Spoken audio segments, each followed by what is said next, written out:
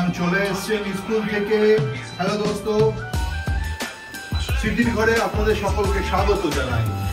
Madam এসছি school থেকে, আসার সাথে সাথেই কোনো ড্রেস খোলেনি, কিচ্ছু না, শুরু হয়ে গেছে সিরিয়াল দেখা আর মাংস রান্না করা। বাবা, এরকম করে তাকানোর কি হয়েছে?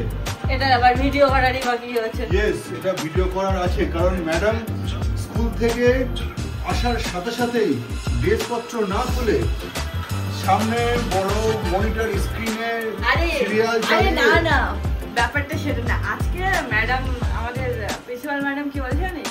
বলছে ওনার স্কুলে যারা টিচাররা আছে তারা আর্মি, আচ্ছা, আর্মির মতো তাকাতপর। আজকে ওদের মিটিং এ বলেছে তাদের মানে এত এনার্জি যে তারা আর্মির মতো তাকাতপর। ওনার এই কথা শুনে আমার এনার্জি চলে এসেছে। আমার বিলকুল আগে এত এনার্জি ছিল না। আমি বলছি তাই তো, ম্যাডাম আমাদের ওরা আর্মির সাথে তুলনা করছে। ও মাই গড,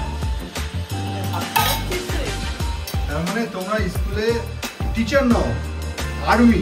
আর্মি তার মানে বাচ্চাদের সাথে যুদ্ধ করতে হয় তোমাদের। বাবা, বললাম কাউকে, সবাই ভাবে কি বলতো, টিচিং এর জব কত ইজি। ওই টিচাররা বসে বসে স্যালারি নেয়, বসে বসে স্যালারি নেয়। যারা টিচিং করে, যারা এই প্রফেশন আছে, তারাই জানে। হেডেক ফেলো, হেডেক ফেলো, মেন্টাল ফেলো, মেন্টাল ফেলো, মেন্টাল ফেলো, হেডেক ফেলো না, মেন্টাল ফেলো। এই ঝগড়া হচ্ছে ওইদিকে, ওইদিকে ড্রামা চলছে।